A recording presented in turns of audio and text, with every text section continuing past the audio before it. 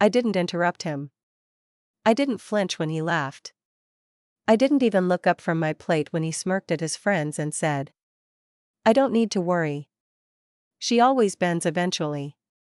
The room smelled like alcohol and confidence. The kind that comes from years of being unchecked. Someone chuckled. Someone else nodded. I swallowed. "Okay," I said. That word settled into the table like dust. Unnoticed. Harmless. He didn't see my hand tighten around the fork. Didn't hear the decision click into place.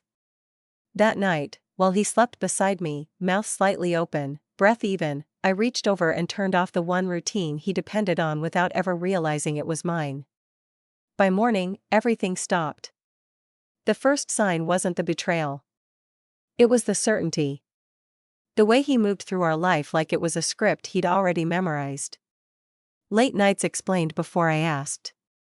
Phone tilted just enough away from me. Sudden kindness after unexplained absences. I told myself not to be dramatic.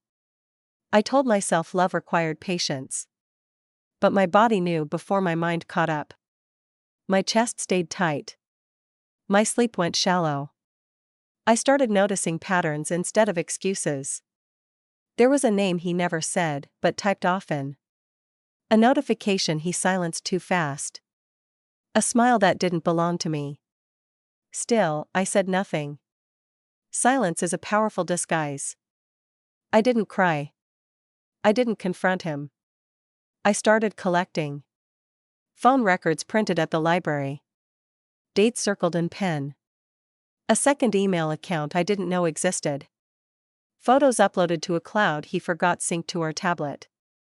Hotel receipts labeled work dinner. Messages that said, "I miss your laugh." Voice notes sent at 2:14 a.m. I cooked his favorite meals. Folded his clothes. Asked him how his day was. Inside, I was building a timeline. Inside, I was calm in a way that scared even me. The truth arrived in a thin envelope. I already knew what it would say. That didn't stop my hands from shaking when I opened it.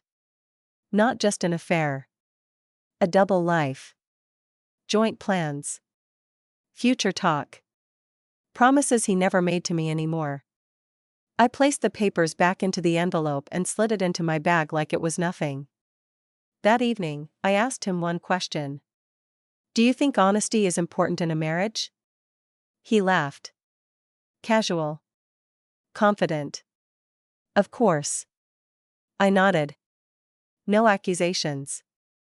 No tears. Just watched his face when I placed the envelope on the counter. His breath caught before he opened it. That was the moment he knew. He unraveled fast. Denial collapsed into pleading. Pleading twisted into anger. Anger tried to intimidate. I stayed still.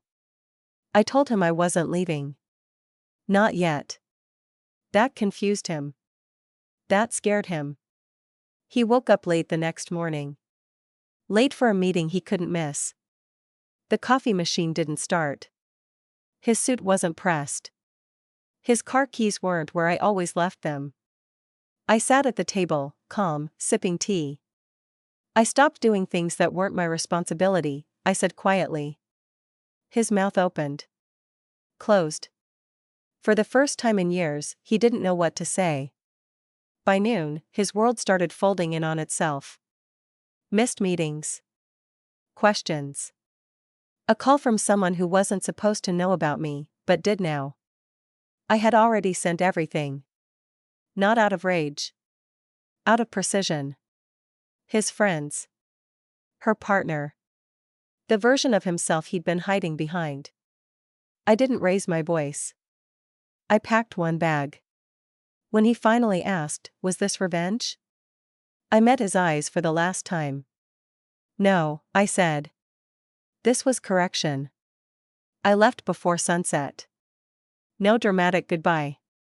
No final speech. Just clarity. Some people don't lose you all at once. They lose the systems you quietly held together. And when that disappears, they finally feel what it's like to stand alone.